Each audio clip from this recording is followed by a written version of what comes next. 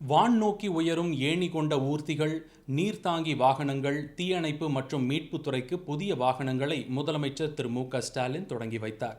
தீயணைப்பு மற்றும் மீட்பு பணிகள் துறையின் பயன்பாட்டிற்காக வான் நோக்கி உயரும் ஏணி கொண்ட ஊர்திகள், அதி உயர அழுத்த நீர்த்தாங்கி வாகனங்கள், வாட்டர் பவுன்சர் வாகனங்கள், புதிய நீர்த்தாங்கி வண்டிகள், மாவட்ட அலுவலர்களின் பயன்பாட்டிற்காக ஜீப்கள், பேரிடர் நேரங்களில் ஆட்கள் மற்றும் உபகரணங்களை ஏற்றி செல்லும் ஊர்திகள் ஆகியவற்றை முதலமைச்சர் திரு மு.க.ஸ்டாலின் கொடியசைத்து தொடங்கி வைத்தார்.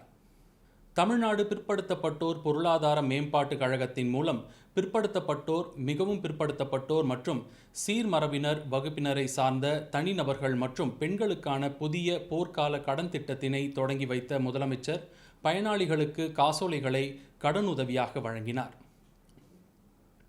மேலும் தமிழ்நாடு கட்டுமான கழகத்தின் சார்பில் காணொலி காட்சி வாயிலாக தையூரில் உள்ள தமிழ்நாடு கட்டுமான கழக பயிற்சி நிலையத்தில் கட்டுமான தொழிலாளர்கள் நல வாரியத்தில் பதிவு பெற்ற தொழிலாளர்களுக்கு இலவச திறன் பயிற்சியும், தொழிலாளர்களுக்கு உதவித்தொகையுடன் கூடிய திறன் மேம்பாட்டு பயிற்சியையும் முதலமைச்சர் தொடங்கி வைத்தார்.